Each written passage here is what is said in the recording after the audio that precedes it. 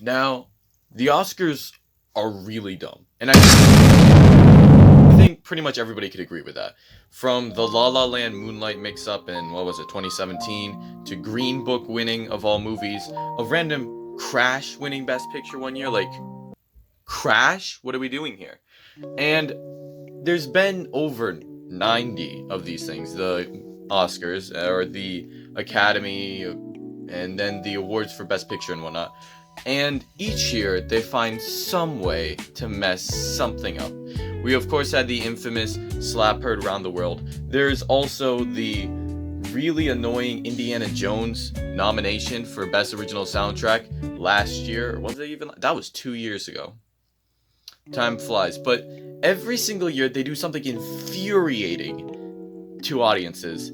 And there's always some race. Best Picture is the big one, of course, and some years that's been locked in, especially last year with Oppenheimer, really locked in. But other than that, you have Best Actress, you have all these different categories where there's going to be some sort of upset, maybe. Unlike last year. Last year was an Oppenheimer sweep, but for the most part, there's a bit of a race, and that's been the case for this year. Especially, I think the main one is Best Picture, and then also Best Actress have been, Best Leading Actress, that would be, have been the bigger ones where there's been some controversy about who's actually going to win and all the sides. And on the infuriating side, especially with the Oscars this year, we have had the Emilia Perez,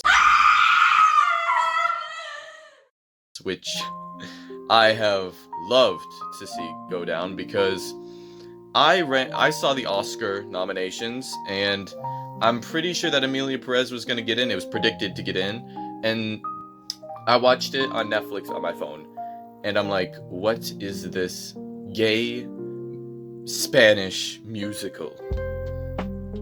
What? And I watched it, and I did not like it. It was a bad movie. I gave it a 3 out of 10. And then it gets nominated for Best Picture. And like every single year, there's at least one movie that I'm like, 3 out of 10, not for me, and that's that. And then we move on to all of the nominations which it got. It looks like it's gonna have Oppenheimer sweep, but we have we have found the opposite version of Superman. We have whoever the freaking bad opposite of, I forgot his name. I'm not a nerd in DC Comics, sorry. Bifrost? Bipolar? No. I don't know what his name is. But we have the opposite of Superman this year, with Oppenheimer in 2024, Perez on this side, an angel and a demon on the sides for the Academy. And then, somehow, the racist lady, the main gay whatever actress thing lady, cancels herself by speaking out about Fernanda Torres in I'm Still Here. And here we are. Emilia Perez might get 2-3 wins. Hopefully it gets nothing. But the way that it looked like it was going to be Best Picture, and then it completely fell off. Oscars are something different, my people. I feel that they unite the community, and they give different people interest. It's an addiction, and I have definitely fallen into this addiction, which is why I'm here. Like, why else would I return? There's been a lot of topics that I have been considering returning for. Random movie stuff, random rankings, random just thoughts, ideas. Why did the Oscars bring me back? Because there's a sense of community and there's a sense of curiosity with what will actually happen. And if we're going to get into my history, I think I should do a brief history of being the Oscars. We'll go with Best Picture winners. So in 2020, I usually see a ranking of 10 Best Picture noms ranked, and I might do that. I might actually do that in this video, who knows. But I saw The Father, and that was a movie that was nominated. It didn't actually win. Nomadland won, which by Chloe Zhao, and I feel like 2019, if we look at the list, there is so many recognizable films. Let me pull up a list in a second. So at the 2019 Oscar Best Picture nominations, which eventually sometime in the 2010s they changed it from 5 to 10 nominations, which I think keeps it more interesting and also gives me more movies to watch. It gives you more films to check out and more variety of films that you could add into the top 10 Best Picture. Some of these they aren't even in English, so very nice. 2019 though, we have Parasite winning, which I have not seen. Bing Joon-un, who a lot of people say Parasite's a masterpiece. I'll watch it one of these days. One of these days I might actually do, I've considered doing an Oscar ranking every Best Picture winner from like the 2020s. I might do that by, maybe that could be my thing for 2025 whenever we get our Best Picture winner. I could get like 25 movies. It's very simple, but it works. But we have Parasite, Ford v Ferrari by James Mangold. I think his second best picture. James Mangold. Holy smoke. Like, very mainstream, these movies. Irishman. We have Marty showing up. Martin Scorsese. Jojo Rabbit. Another really good one. Taika Waititi. Another classic one that a bunch of people like. Joker got nominated. Todd Phillips. Like, holy smokes, what are we doing? Little Women. Let me think. Who the freak? Greta Gerwig. Like, come on. Guys, these are all mainstream. Marriage Story. Like, holy smokes. These are all mainstream movies, which I know of, that have gotten a lot of popularity and then also deserve to be here. From what I've seen of all these, 1917, another banger, guys. It doesn't stop. And Once Upon a Time in Hollywood by Quentin Tarantino. Now, these 10 movies, all 10 of these, I know these. I know people who love these movies. I know that these movies are regarded as really good movies. I love half of these. I've seen half of these. And then the other ones, which people don't love, a lot they can respect. Especially like Martin Scorsese with The Irishman. You have like a 3-hour movie on Netflix about a guy. Some old guy going through his old, like, stuff. Let me think. Gangster, I guess we could say. Just like, holy smokes, look at this. This is so amazing. 2019 was such a great year. And then you don't even have The Lighthouse on here. Like, guys, The Lighthouse didn't even make it. So, I think if I had to boot one of these to put on The Lighthouse, I'd probably boot... Holy smokes. I would boot Little Women to put on The Lighthouse. But I'm not the greatest Little Women lover, you know? I've noticed one thing. Timothée Chalamet. He was really got the critics with Complete Unknown, Dune, Dune Part 2, Little Women. All his movies make it. Okay, anyway. And so 2019 was one of the most mainstream years for movies. But then when you go to 2020... I don't know, like, any of these. Half of these, I just like, what the freak. The winner, of course, I already said was Nomadland, which some lady living by herself. That's like, you got people over there doing that. Like, I don't know, guys. I haven't seen it. I need to. Just like Parasite. When we get into the past 2020, that's when I sort of get into my vibe. The Father, which I already talked about, that's the first movie that I watched that got nominated for Best Picture, and I watched it because it got nominated for Best Picture. Anthony Hopkins, amazing movie. Should it have won? I've only seen The Father out of all these movies. Father and Minari. So, yes, out of the 2 movies that I've seen, I prefer The Father, and I think that it should have won. Yay! But pretty under the radar, but good movie. Judas and the Black Messiah. That's on me. I should have seen that. Mank by David... Who the freak did that? David... Holy smokes. David Fincher. David Fincher, guys. Which I did not hear good things about, but I probably will watch sometime in my lifetime, eventually. Maybe. If I watch all David Fincher's movies, because I love the guy. But, of course, a lot of great directors here. Minari. I did not like Minari very much. It's not for me. Very slow burn. Very much like Nomadland. Promising Young Woman. It has Bo Burnham in it, but I have not seen it yet. Sound of Metal. And then Trial of the Chicago 7. And you have all these movies here. And it might be because of COVID, but what are these? What are these nominations? The best thing here is The Father, which I would give maybe an 8. And then the rest of them I haven't seen. They didn't get the major, like, boom. And they feel a lot more small. I don't know, we're missing the quality with also being like a big mainstream film, you know? And that's when my thing started, back in like 2021-ish, beginning January, when I was watching a lot of movies. I was on this channel quite a bit. I watched The Father, because I cared quite a bit about it, and I was like, I'll give it a shot. People said it was great, I was intrigued, I watched it, very good movie. Next year that this happened, I was like, I have a YouTube channel now. I'm going all out. And so I watched 9 out of the 10 Best Picture nominees for 2021. And I'll admit it, that was like the standard year, I would say. Where it had like 3 big stream films. 2021, we have Coda, which won. I think it was deserved. Dune, I would have loved to see win, but Coda, like, amazing. I love Coda. Coda is such a great movie. This family that can't talk and they need to speak with sign language, very smart, very well done, very emotionally poignant. Belfast, I did not like Belfast. There's always the one movie. If I see all 9 or 10 of these movies that get nominated for Best Picture, there's always one that I'm like, bad movie, did not like, bored me to hell. I did not like this thing. Don't Look Up. A lot of people hated it. A lot of people loved it. You know, the two stark contrasts with it. But another one which I watched, I enjoyed, and I had a lot of fun with, actually. Drive My Car. This is the only one that I couldn't see. I'm very annoyed that I couldn't see this movie. I saw all 9 and I couldn't find a single version of Drive My Car because I'm having the same problem as I'm Still Here in 2024, well 2025 now. They don't have an available version of this 4Gen film. And when I have the ability to watch Emilia Perez right now on my TV, and I can't see I'm Still Here, which might actually win Best International Feature, maybe. I was. Dune, of course, that's our big blockbuster, right next to King Richard, another big blockbuster thing.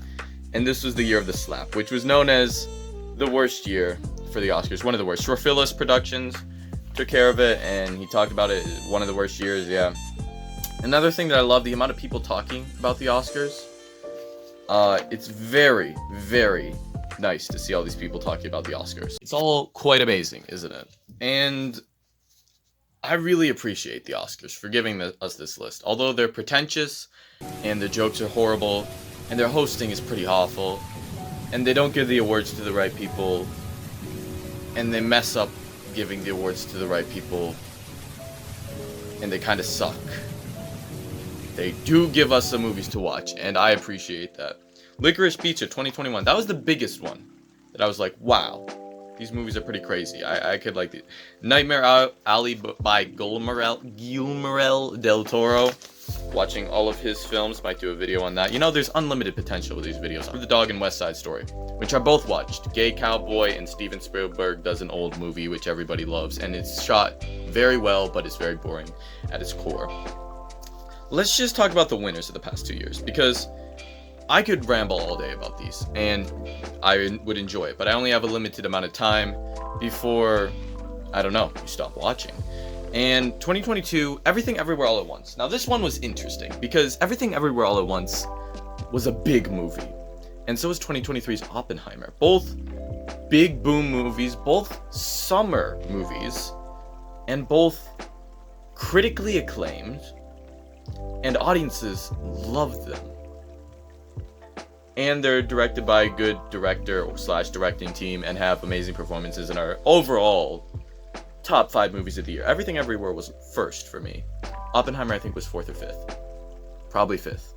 But it's a nice change. If we look at Green Book, Parasite, Nomadland, what the freak was that? Coda, Everything Everywhere All at Once, and Oppenheimer.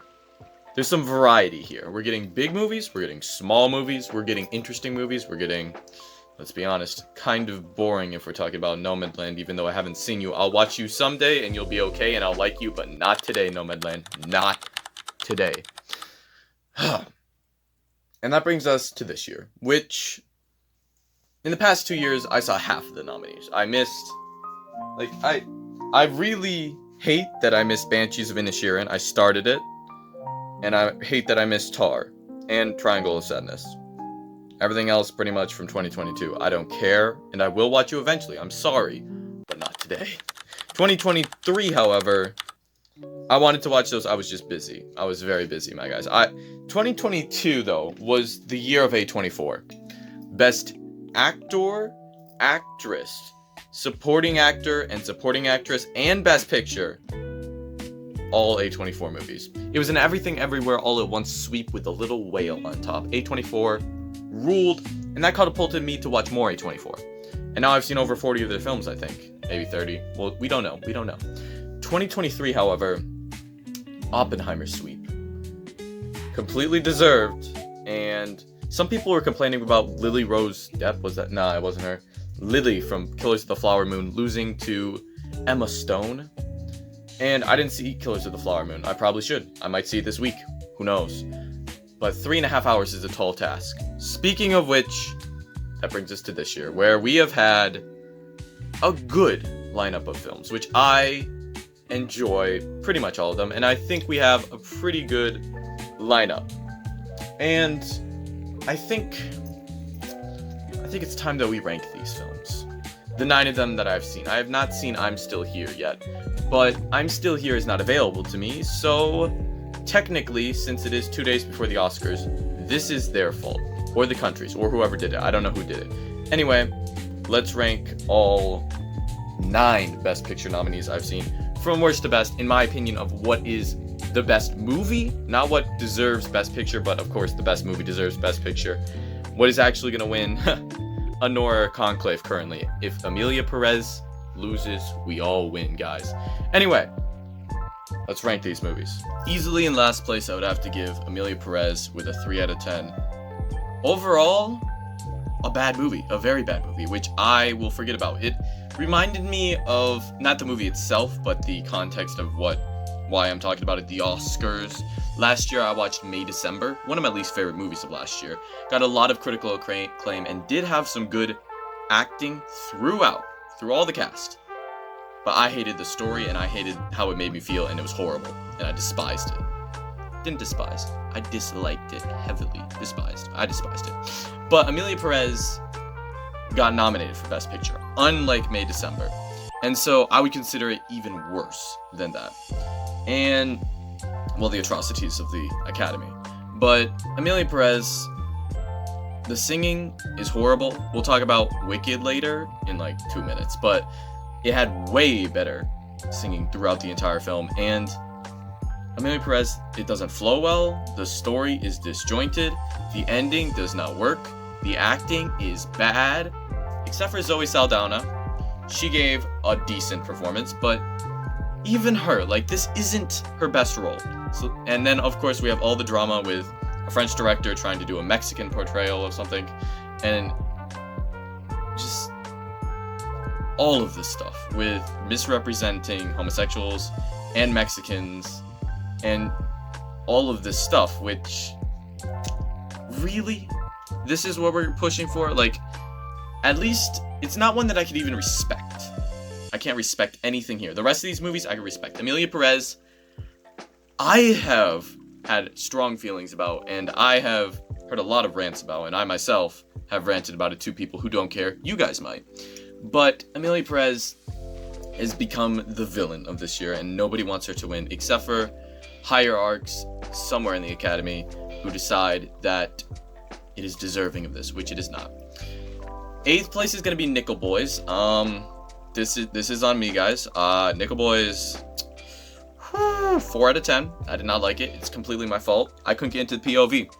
And I heard somebody say, somebody had a bad theater experience, and I'm pretty sure Kristen something, I forgot, he did this 12-hour live stream yesterday. He was talking about how somebody got, they couldn't watch it properly in the theater. Somebody's interrupting them, so they didn't enjoy it, and they gave the same score as me, 4.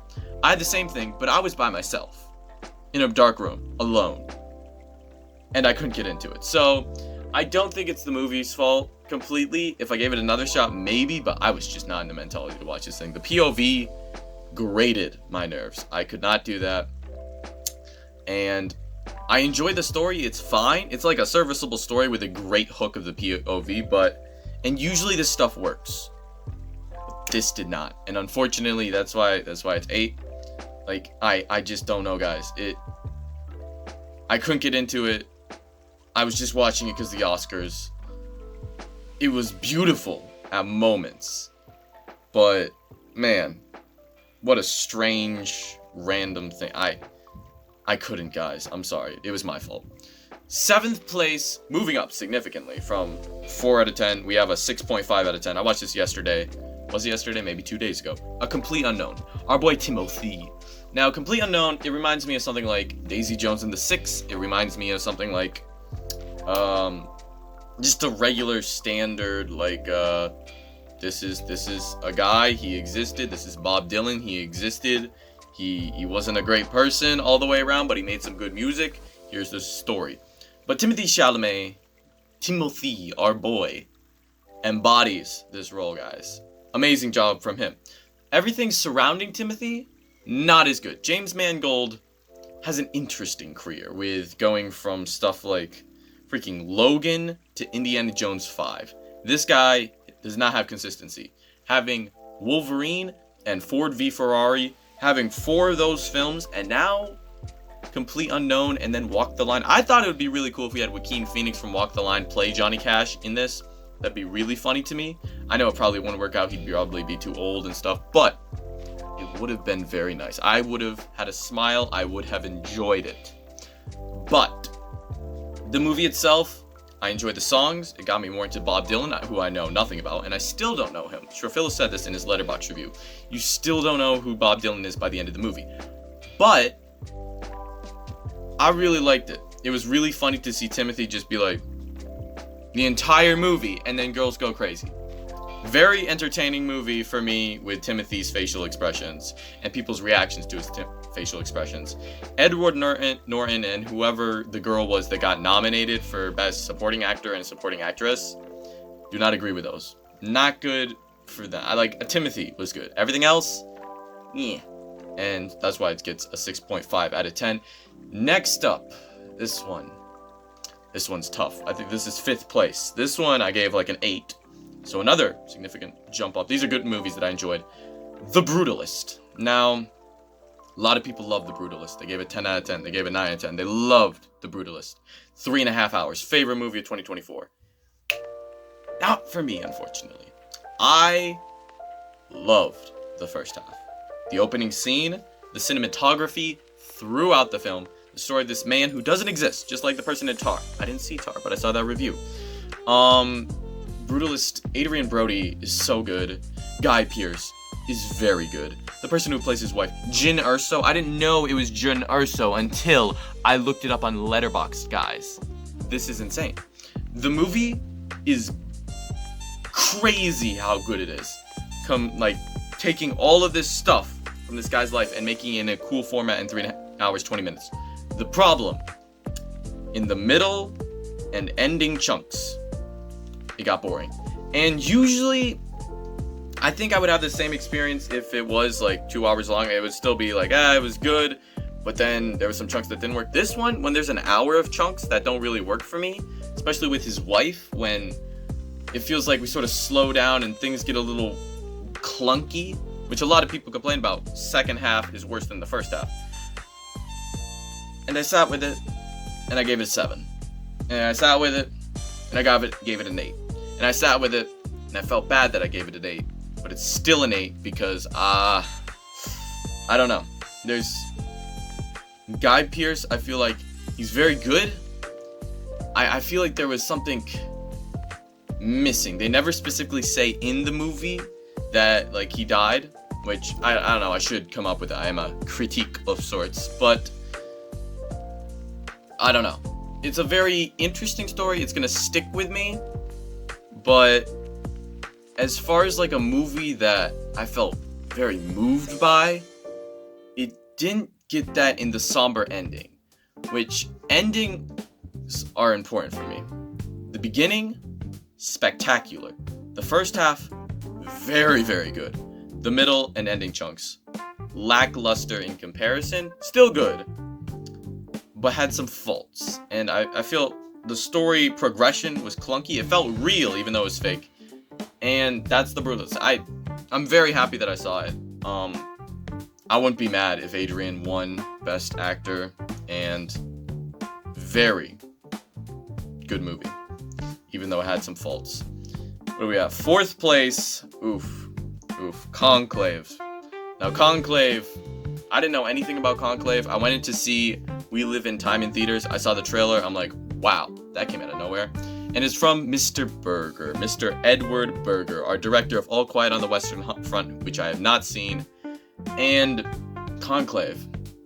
I'd like to say that it's like the most accessible Best Picture winner type thing, other than like Wicked or something, which is up next. But it finds a way to be very entertaining and like processible. It's like a burger. It's just like a burger. It's the burger on this meal, which is really cool to see. Like, just a really accessible movie about the next pope. it's cool. I enjoy it. I like the cast. I like the story. I like the twist. I like the cinematography is cool. I like the rest of it. My phone's gonna die. We're back, guys. Conclave. Ralph Fiennes is good. Stanley Tucci is good. I like the entire cast, and I like the meme that the 2023 Oscars, no, 2024 Oscars, sorry, are actually just Conclave, where the brutalist can't win because of the AI. Amelia Perez nobody likes, and we must vote on the true winner, who will be Conclave. And if that actually turns out to be true, I will be content. Conclave, it's not a bad choice. As long as Amelia Perez loses, we all win, folks. And that's fine. Conclave, good movie, very enjoyable. Makes me want to check out All Quiet on the Western Front. And I'm intrigued to see what Mr. Berger does next. Although he really pushes the score a bit too much for my taste. Number 3, surprisingly, did not think that this would actually be this good. It just, on my list of every movie, all 105 movies that I've seen 2024, this is one spot above Conclave. So they're pretty interchangeable, but today I'm feeling very nice toward Wicked. Now, Wicked, great performances, cinematography, the set design is amazing. The lighting is a bit of a problem, but it's not horrid. It's not the worst thing I've ever seen. I loved Wicked. I loved it so much more than I thought I would. I was expecting a 4 out of 10 film. I was not looking forward to it. I have never seen a stage play. I know a little bit about it. I love Ariana Grande. And Cynthia Erivo is a very strange person, but a great actress, apparently, from this movie. I saw it with some friends, and that seems to be the thing that everybody talks about. They saw it with some friends, they enjoyed it, and Wicked just grabbed everybody, and they were like, check us out. We're good. Wicked is a good movie, and it is. Especially the supporting cast, just like so many colorful performances with Michelle Yeoh, Jeff Goldblum in the background. I love the school aesthetic. Then we move on to like the wizard aesthetic. I love this friendship. And Ariana Grande should win supporting actress, in my opinion. She will not because of Zoe Saldana, but Ari deserves it. It's most likely because she hasn't had her years in the industry as Zoe has, being in here for like over 20 years. And Ari's just, you know, she was in Don't Look Up as a movie, and then she's been in some shows, but that's it. And so Wicked, very solid. Some people didn't like it, and I saw, I'm pretty sure it was Critics' Choice, maybe it was the director one, and I don't know. It made me feel happy. I'm looking forward to Wicked For You. I really hope that it lives up to the first one, and at least it could be the same. Wicked 1 is an 8 out of 10, and I'm just happy that it made Best Picture. This is our big blockbuster thing of the year, pretty much, Wicked for the Best Picture, and I don't know, I was very happy that it made it in here. The musical numbers are great, the cinematography, just the designs, just like people comparing it to Hogwarts and Harry Potter, and that's what I feel like it must have been back in the day with Harry Potter. Something similar to Wicked, where we're going to a world, we're going to Oz, let's go, we get to go every few years, let's go check out Oz, and that's what Wicked is. Second place, big jump up here. This one, oh wait, this would be third place. I've gotten my thing mixed up, I am sorry. I've been gone for a while, so as you can see, unpaid, I do not make money. I will burn this shirt whenever I actually get paid by YouTube, which is not today, so like, subscribe, please. But, third place, 9 out of 10. Loved this movie. Top 3 is tough. These next, second and third, I've been swapping them all year. But for today, third place is going to be The Substance. I swapped these because I rewatched The Substance, and it is the most disgusting movie. It's so disgusting, guys. It's disgusting, and I love it. I love how disgusting this movie is. I love how much visceral gore and just like disgusting, what is this happening? The random moments, the commentary, and how the movie grabs you and says, we're not done yet. We have more to talk about. We have more to go through. There's crazier things to happen. And it doesn't stop. It keeps going. It just zooms. I'm putting it down a little bit because I feel like emotionally I connect to the next movie, second movie, more. And depending on the day of the week, even more than Wicked and Conclave, 2 and 3 could swap. We have these little tiers. We have Amelia Perez, Nickel Boys, Completely Unknown, and then we have these very close 3, and these very close 2, and then we have number 1. But The Substance, Demi Moore, amazing performance. Whoever played her younger self, I forget her name. She's amazing and beautiful and all those things, and definitely deserves the love. Forgot her name. It starts with an M. I'm just thinking Mikey Madison right now. That's all I could think. But she deserved it for sure. The Oscar Best Supporting Actress nom. She didn't get it, but that's okay. Substance, just come on, guys. It's amazing. It's amazing. It came out of nowhere. I didn't watch a trailer. I just watched the movie, and it felt like I was dreaming in the final 20 minutes. It's like, what is going on? This is amazing. I love this. The only problem, I'm not going to watch this movie again. This movie is not rewatchable. I rewatched it once to show my sister and show her how disgusting movies can be. And now I'm not going to see it for 5 years. I'm done. It's getting hot in here. Give me a second. I don't know. Here we are. Anyway, Substance, very good. Very good. Have to agree. It just love that movie came out of nowhere and shocked the entire world. And love that we're getting horror recognition. We deserve more, Nosferatu, but Substance, very happy it made Best Picture. Really hope, I don't know, these next two, sort of the same thing with these two potentially winning, like just winning in general. Best Actress, Mikey Madison, Demi Moore. I don't know. I really don't know between the two of them. Second place, Anora. Anora, it gets me emotional, man. Just the little moments in Anora where we're just hanging out, where things are crazy, where the ending scene where we're falling in love with Mikey Madison and her character, and then this new Russian guy, and then all of this entire fantasy of sorts that happens throughout the film. It's so, not whimsy, but so happy for a little bit. So bring you off to another world where everything works. And then we come to reality and it's comedy and it's great. And I loved it. I loved the supporting cast. This is like the best cast of the year, I would have to say. Like even more than Conclave and Wicked, because every person fits perfectly.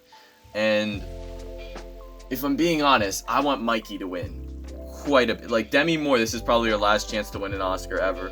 Well, you never know, but like this is her big shot. Mikey, I don't know, the two of them. It's like, this is why the Oscars are entertaining, guys. This is why I enjoy watching them. Because you're conflicted and you want two people to win and they have to choose one, and the chances are like 60-40, but the other person, Mikey, could still win, and it's like, whew, it's a lot, guys. But Anora, Sean Baker, I've seen 2 of his films. I need to watch Red Rocket and Tangerine. They look like cinematic delicacies. But Anora herself, just what a ride. It's so entertaining. The characters are so lovable, and like I could just spend a year just hanging out with these guys. They're so interesting in they're not they feel like real people, but they have these quirks to them which make them enjoyable to watch, and it all is really, really funny. And then we get to that final scene and it kind of breaks you with where we go. And it's like, wow. And this entire journey swaps. And it's beautiful. It's beautiful. And it deserves to win Best Picture. It deserves it more than Conclave. Deserves it. Maybe not. Substance might deserve it. And then number 1 probably deserves it the most. The one that if we had a perfect world, would win Best Picture. Dune Part 2. Now, I loved Dune, but Dune Part 2, guys, Dune Part 2, it feels like this is the payoff, but it's also interesting in its payoff to the first movie, because it doesn't end everything, and it keeps you invested in what's going to happen next, and it also doesn't have like a big, massive fight. It just has, I don't know, a little fight between Austin Butler and Timothy, who, man, oh man, he's good in this movie, guys. He's good. The cast is amazing. It looks beautiful. It's like we're going to Arrakis, guys. The cinematography, the weirdness, the divine desert look and aesthetic. It's all there, and it's like this is our modern Lord of the Rings. This is where it's gone. This is our Lord of the Rings for us in the 2020s, and I'm so glad to have been a part of watching these movies, discussing these movies, enjoying these movies, rating these movies, rewatching these movies, and just, man, Zendaya had a great year with Challengers and Dune Part 2. Timothy had a great year with Complete Unknown and Dune Part 2. Like, the entire cast of Dune is so amazing, guys. I cannot rave about Dune enough. 10 out of 10. It's that good, guys. I love Dune Part 2. Is it as good as the first part? Yes. It's better. And it deserves Best Picture. It's not going to win it because you have to watch the first Dune, and then you have to watch the second. What? That's so hard to do. What? No, and they're long. So, Academy, very annoyed at you, but if you let Anor win, let Dune Part 3 win. Let Dune Messiah win everything, please. Return of the King time. I don't know what to discuss next. I am looking forward to the Oscars more than I've looked forward to the Super Bowl, the New Year, and Christmas, probably combined. Maybe not combined, but I'm really looking forward to the Oscars. I can't wait to see what wins. I can't wait to see people actually getting the recognition that they deserve, which is something that always hits with the Oscars. Seeing somebody who put hours, not years, into different working to figure out how to play a character, to figure out how to direct a movie, to figure out how to write a script, and they get an award, the highest award that you could get. And it is beautiful that this thing exists, even if they're very stupid. It's gonna be so fun and entertaining. I, for one, cannot wait. And this is shaping up to be a very interesting Oscars. And I love the community that shows up with this, where we have different YouTubers like Austin Burke. We have Strophilus Productions talking about with this. There was Karsten, who did his long video thing and talks about the Oscars. We have the other guy who I can't remember, who the half Korean guy. Sorry, I do not remember his name. We have Man Carrying Thing. We have so many random YouTubers all being part of this massive Oscar talk, and I really love it. I love this time of year. I love it so much that I return for you guys, and I will be back because I always come back eventually. It just takes a while. As a Z-list YouTuber, thank you for watching. You don't have to like or subscribe. That's a joke, but if I do actually get paid by YouTube, then I will actually burn this shirt. Hopefully I'll be back for more. I discovered I could do anything with this YouTube channel, and that's okay, because this is my outlet to express myself and my feelings and actually talk about whatever I want to talk about. And you guys, click off whenever you want to. It's your choice. So, anyway, I'll be back. See you. Thanks for watching. I don't know how this video is going to do. I have to go. I have a lot of editing to do with this. We'll see if I even edit it. Who knows? See you next time at the Oscars. Anora better win. And even if it doesn't, it's fine. As long as Amelia Perez loses, we all win, folks. Thanks for watching. See ya.